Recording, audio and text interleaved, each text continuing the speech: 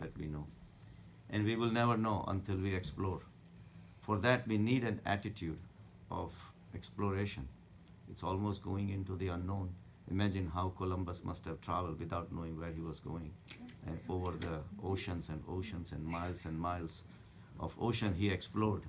So sense of exploration is extremely important to move through the journey of life if we want to make some sense out of it.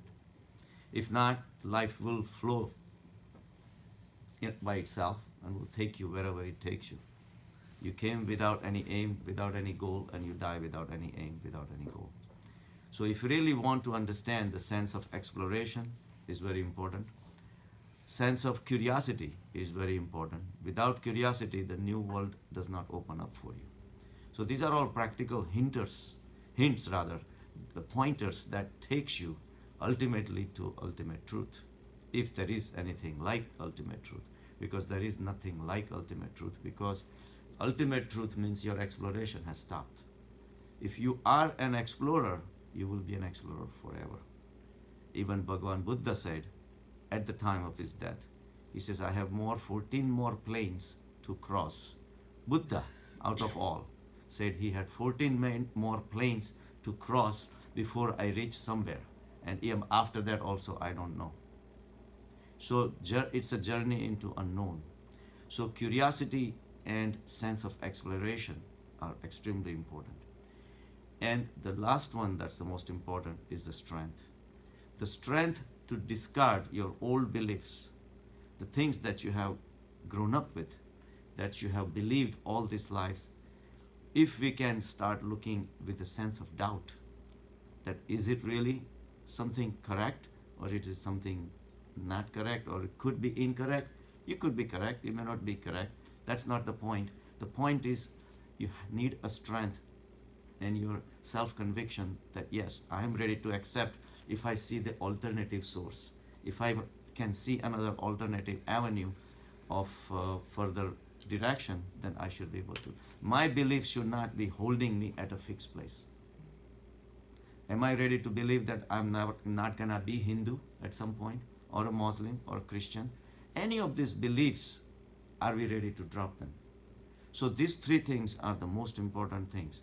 One is the sense of exploration, the curiosity, and the sense of adventure, the strength to find something new and ready to drop what is old. So my quest always had been since I was a child. And then the quest really started taking a turn into a solidified course, solidified path into spirituality by one of the trend-setting books that I read. It was called Tao of Physics, written by Capra, T-A-O, Tao of Physics. In that one book, one chapter would be on, because he was a Nobel laureate, he received a Nobel Prize in physics. And he worked on linear accelerators. Linear accelerators go over hundreds of miles. And in that, they send one atom in one direction at 186,000 miles per second at the speed of light. And another atom goes on the other side. And the whole circle is finished and they smash against each other. And then it results into tremendous breakdown of the whole atom, and it forms a lot of subatomic particles. These are the subatomic particles which you can actually measure them, you can see them, photograph them, and really study them with our physical instruments. The interesting thing he found was that if you take atom A and has fixed amount of weight, mass, speed, whatever, and that atom B, the mass of atom A, if it bangs against the mass of atom B, and resulting subatomic particles should equate to total mass of A plus B. It was never the case. If you add up the total mass of the subatomic particles, it always turned out to be more than total mass of A and B. His quest was why? How did these subatomic particles arise? From what? How did the mass increase? How did you end up increasing the mass at the end of experiment compared to what you started out with? So it was a very case of enigma for him, and he did a lot of research on it and all that. And the subatomic particles had a fixed amount of time span. Some of them lasted 2 seconds, some of them lasted 2 minutes, some of them even 20 minutes or 2 hours, and then they disappeared. So that made him think, what's going on here? So he came across a lot of Eastern mysticisms and mystic theories and experiences and all that.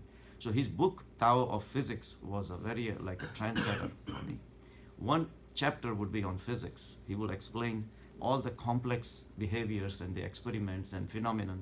And the second chapter will be on Jainism. Third chapter on physics, fourth chapter on Hinduism. All those, and then Muslim religions, and he put everything together. His concept was that there is a field that we cannot perceive. And when such a major explosion takes place between atoms at the speed of light, which is a tremendous speed, which is the highest possible achievable speed, and the subatomic particles which are generated are derived from this field. That so-called field, now they call it dark energy. It converts from the energy into mass. So all those temporary subatomic particles which were created over and above the total mass of A and B, they were derived from energy, on the basis of Albert Einstein's theory of E equal to mc square. So you can actually see the energy converting into mass. And mass being, it's a physical phenomenon, has to go through 4 stages: birth, growth, decay, and death. Everything that we see, touch, hear, smell, everything has to go through those stages. And these particles were no exceptions. And what are we? We are made out of the similarly billions and billions of particles. So we are also born, brought up, get a decay, some disease, and die. So these are the unchangeable phenomena. But what about that field that everything came from? Ishavasya Upanishad, the first sloka of Ishavasya Upanishad says that God is what envelops, penetrates, operates, which is moving and unmoving in the universe. Everything that you see in the universe, which is the visible universe, now the scientist says it's only 4% of the total energy of the whole universe that is hiding. Only 4% constitutes all the galaxies and the stars and the moons and whatever you see. So that's only 4%. So Ishavasya says that the God penetrates everything, it envelops everything, goes around it, and ultimately the whole thing boils down to only one thing. And that's God, the consciousness, the awareness. And there are millions of ways to describe this unknown, unknowable, unfathomable entity. And every person who reaches there going to have a different description of it. And that's the beauty of it, because it's infinite. Whatever is your background, you come from Hindu background, or what books you read, or what friends you had, every person is gonna, when they're gonna approach God, will walk away with a different vision of God, because it's infinite. There is no one God. For each person, there is one God. But for millions of people, there are millions of gods, because that's the beauty of consciousness, which is infinite. So the thing is that ultimately they say that try not to have desires of any kind, because whatever you are desiring does belong to somebody else at some point. Money, it was in somebody else's pocket. Girls, boys, whatever you desire, fame, it's somebody is giving you attention to make you famous. So you are borrowing somebody's attention. You may be the biggest talker or speech giver or biggest minister, go in the jungle. Nobody is giving you any attention. These are very subtle ways of looking at life. A lot of times we don't even think about all these things. That everything that is happening, a phenomenon, any event that is taking place, is at the cost of somebody else. And that's why Ishavasya says, Tena taktena bunjita. Do not covet anybody's wealth. So it can get more detailed and more complex, but the bottom line is there is one field of consciousness that gives rise to everything, maintains it, and is going to take everything back in. That's why we sing Purnamada, Purnamidam, Purnat Purnamudachyate, Purnasya Purnamadaya, Purnameva Vashishyate. It's all complete. Whatever is inside is created, gives you a temporary appearance of finiteness, but everything basically is infinite. So the books that I read, one of them was this Tao of Physics, and it started my journey into exploration. For the first time, the so-called spirituality became practical for me. So then once you realize that whatever is created can be destroyed, why are we attaching ourselves to something that is finite? Last night we had a party. Tremendous, very enjoyable party, right? We created different roles, and at the end, and everything was finished, and we kept on cherishing for hours, and then finally I woke up this morning and I saw the house exactly the same way it was before the party started. What happened? Was it a dream? What should I call a reality? The silence that was always there, or the noise, the joys, the laughter? Was that real, or the silence is real? Silence was always there, and the sounds came. And the sounds came, lasted for a while, and silence returned. That's my ultimate destination is. Silence supports the words. Words come out of the silence. Actions come out of the silence. Words come, they stay for a while, they disappear. Silence returns. Actions come, thoughts come, beliefs comes, ideas comes, people come, dinosaurs comes, butterflies comes. Everything comes and goes. What stays all the time is Shashwat. My goal is to reach to the Shashwat level. The question is, how do we reach to the Shashwat level, and what are the reasons why we cannot reach the Shashwat level? Because we are attached. The moment the party is over, the fun is over, if you are attached to it, you're always gonna feel a negative feeling. That, oh, something was there, now I miss it. You drink alcohol, you're overjoyed. As soon as you don't have it, you look for it. So I am attached to those things which are finite. When I could have enjoyed the infinite, I'm going after the finite. Mahavir and Buddha call this ashrav. Ashrav is something that's coming from outside. Shankar calls it sanskar. The moment you are born, things are being fed. You're born with a very blank slate, right? Now the parent says, oh, you're a Jain, you're a Hindu, you're a Muslim, you should do this, you should do this, all these things.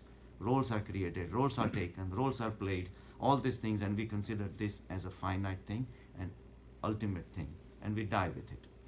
We came with an empty slate without really knowing ourselves, and that was the reason we were born, because of our desires. So now we are living with another set of added desires. There are layers and layers and layers of identifications are being added. Shankar calls it sanskaras, and Mahavir calls it ashra. So he calls the unashra. Strangely, Mahavir and Buddha had the same word, unashra. Become unashra. Remove yourself from all these sanskars which are being added up through the process of dhyan and meditation.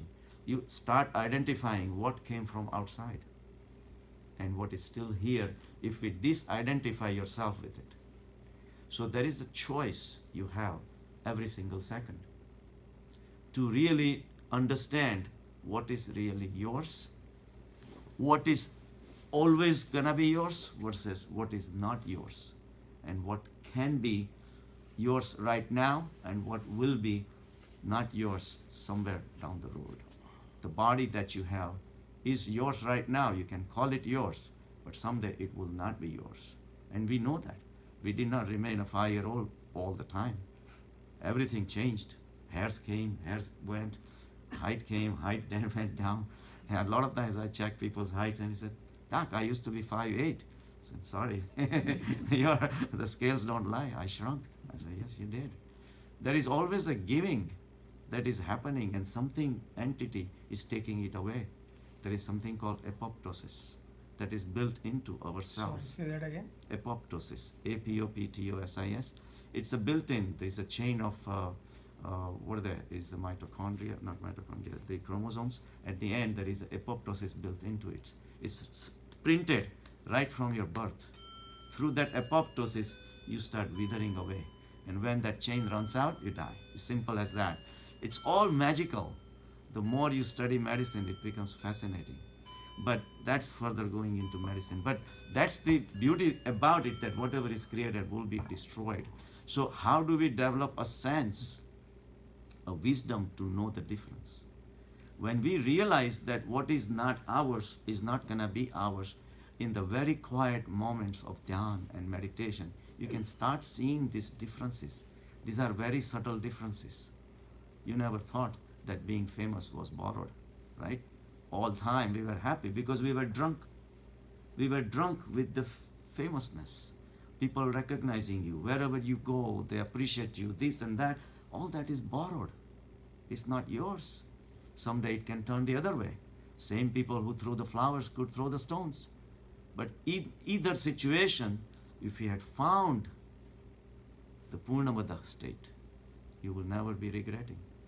One day we went to our BJ Medical reunion. We get this like every 2 years.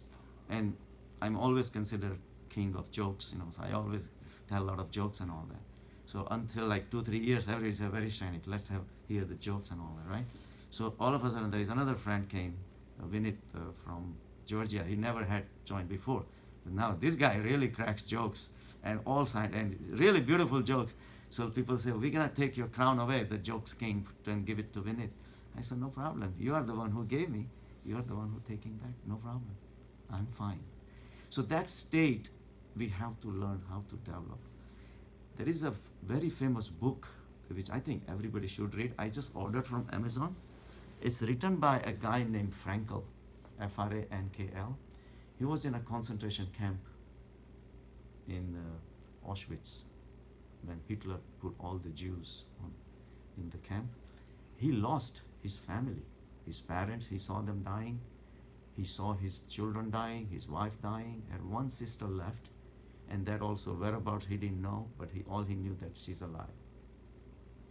All the thoughts that he had about my possessions, my belongings, disappeared within 1 week. He lost every single person that he thought were his. And he went into very, very deep emotional turmoil. He says, then what is mine? There is nothing mine. I'm left with nothing. He became so deeply involved into this severe emotional turmoil, and he came with one conclusion. So there is one thing that no one can take it away from me. It's my freedom to choose. Every single second comes and presents you freedom to choose. Whether you sit down or get up, whether you go towards the material world or you go towards the spiritual world, every second is pregnant with the freedom to choose that no one can take it away from me. They can give me the food, I can choose not to eat. And he realized that every second, not even a second we should call, because we have a better definition of the consciousness, the God. The Hindus, we call, what's that? What is the name of the book is Man's Journey into Reality, or something like that. I ordered the book. I will have the book in a few days. So that moment that we have, this calling it a second is an insult, really, because seconds can be measured. We talked about it, that something that can be measured, we have words for it, seconds and minutes and all those things, but our ancient scriptures and the spirituality has a better definition, is kalp. Kalp is something that cannot be measured. Another word is nimish. Nimish, something you cannot measure. So what do we measure with what? Instruments which are created by humans.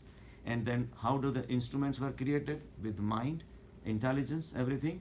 But when everything falls short, there is something still exists. All these atomic clocks become useless, but the existence is still there. And that which is even smaller than the smallest measurable unit, there is still existence there. And that tiny existence, which we disregard all the time, is a doorway into the infinite, into the unknown. That's why we talked about this morning.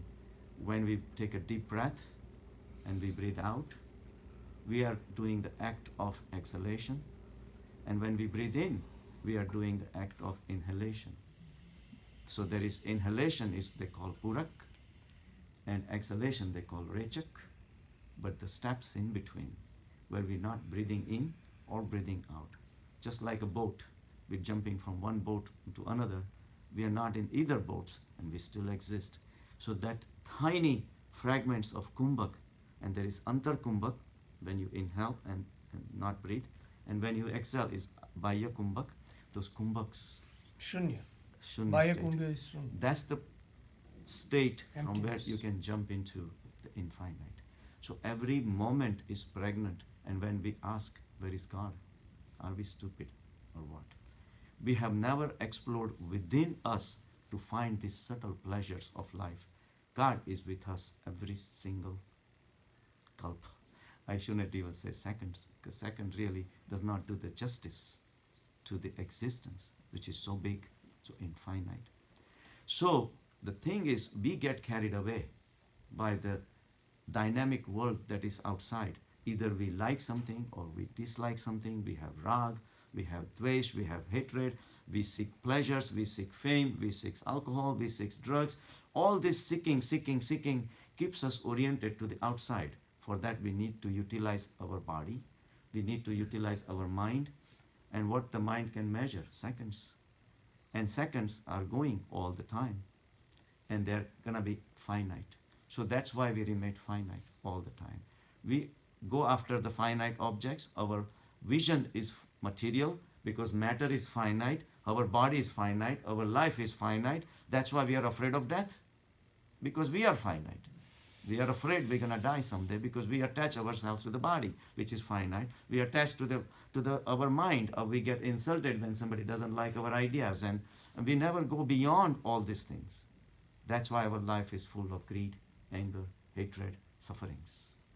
So the only time we escape from the finiteness, and that we have it available every single kalp. And that's what they call nirvikalp. कल्प ऊपर से तमाम नाम पड़ी है कल्पना. Please. True. Please. So we are going into a samadhi state 24/7. We call it nirvikalp samadhi. Kalp is something that is a definite point. Whatever is created around me, at that moment, there is nothing else. And whatever has happened, only the mind wants something else. So the present situation is a creation that is happening. And if we really understand the concept of nirvikalp, you become connected with consciousness. So that means it goes back to dynamic, positive acceptance of the moment because it's inevitable. The inevitability to accept it is very deep. It's not easy because we live at the mind level. Mind always wants alternatives. Mind wants something else than what is here. So at the mind level, again, we're degrading ourselves to the finite level. But we want to be infinite. So we do have a choice, just like Frankl did. I do have a choice not to give in to the finiteness and fight with what is present in front of me. I'm not going to escape from it. I'm not going to find any other alternatives. I'm not going to even try to alter the situations. When you understand the dynamics of this thing, you reach into the zone of unknown or unknowable, agyay. It's an immediate jump into the infinite, which we have a choice available every single kalpa. So when you apply all these things on a day-to-day basis, you're applying your spirituality into the day-to-day life. I got selected for jury duty. I put the big article in our experiences only. I had been selected several times in the past. So I had 2 days jury duty. And one time it came, my secretary arranged it so that it could postpone because I was going away on vacation. So they postponed for 3-4 months. Came back again. I don't even remember when it came. So finally, threatening letter comes, the love letter from the court, that if you do not show up, then we're going to have summoned to your courts and this and that. So finally, I call them back, and they say, okay. So I tell them I'm a doctor. So just put me on Wednesday at least, so at least one day, you know. So they put me for Wednesday. And in the old days, when they would call you, at the end of the day, if you're not called in, you go. So I was still hoping that on Wednesday, it didn't happen. Thursday was called in, so we had to cancel all the patients, this and that. But my attitude somehow was totally different this time. Previously, whenever they would call me, I would think of some way to get out of it. Immediately I get a jury date, okay, I'm gonna go. I'm gonna say I'm such a biggest doctor, so busy doctor and this and that. So I really can't take up these things. And even if I have to, make up few stories, I was ready to do this and that, and it always worked somehow. But this time I said no. It may work, it may not work. That's not the point. The point is, I don't want my mind to take over me. Whatever comes, I'll just state the facts. Turned out to be they were criminal cases and required 4 or 5 weeks of my attendance in the court. So obviously it was not practical. But if it was a civil case, it may go on for 2 days, 3 days, 4 days. But I was ready. I said, I'm not going to make any excuses, lies, nothing. I'm going to accept the situation exactly the way it is. And miracle happens. When you really come out of your present situation, as far as making it alterable or changeable, the mind disappears. And you connect with your consciousness, where you are ready for anything that comes out of life that presents to you, you're ready for it. And not only that, along with that, not just comes the consciousness, the truth starts sneaking out. Truth is the ultimate reality. And where the truth starts expressing from inside to outside. And whatever is being played around is also manifestation of consciousness. You start seeing the same truth everywhere. All of a sudden, all the jurors, there were potential jurors around me, were all friends. Like I was connecting with joy from my consciousness to everybody else. They appeared creations of the same consciousness. So I was like in a very happy, joyous mode. Previously, I would be always stressed out that what if I make this excuse and judge forces me, how am I carry out my practice, how am I going to destroy this thing, that, and all the potential, productivity, all those things. But my mind was not occupied because mind did not exist anymore. So that consciousness was surfacing all along. I accepted everything as it is. And that way I went into the court. And the best part came in the court itself. I saw the methodical way how they were conducting the whole operation of the legal system. And I was so impressed. It was a case of a criminal case. Somebody had drove at 106 miles an hour, believe it or not, and killed 2 pedestrians. And the criminal cases, the judge explained that in normal civil cases, we go beyond, say, reasonable doubt, this and that. But in criminal case, you have to be 100% securely saying that this guy is a criminal. Until then, even if out of 12 people, 1 person says, then he cannot be a criminal, cannot be convicted. And they reasserted again and again and again that your state of mind should be unbiased. One of the questions came in, which even I was baffled, that supposing the statements were made by the criminal and the police, would you give a more credibility to the police over the criminal? And logically, because I said, I'm an obedient civil person, I would give more credence to police out. If you can be totally unbiased, that even police could be giving a wrong alibi, that much steady state of mind they want from a juror. and not one, 12 of those to really give a final verdict of somebody's fate that they are sealing for years behind bars. And who knows, whatever comes behind. I was so impressed, and the judge, all of a sudden, the whole court system, to me, it appeared better than a temple. I mean, temples, what do? They're there for money, do this, this. You go there to earn the karmas and the punyas and stay away from paps, and everybody are business people. You're doing something to get something. Your mind are continuously active. You're doing this so that the God will please on you and give you a job or better wife and better husbands and better children and all those things, and you have millions of desires. What is that? It's your mind. And here in the court of law, they say get rid of the mind. How is it different than the consciousness? Consciousness is above all your actions, about all your thoughts, all your beliefs, and it's the higher system that generated the words, that generated the actions, that generated the people, that generated the universes, and is going to absorb back.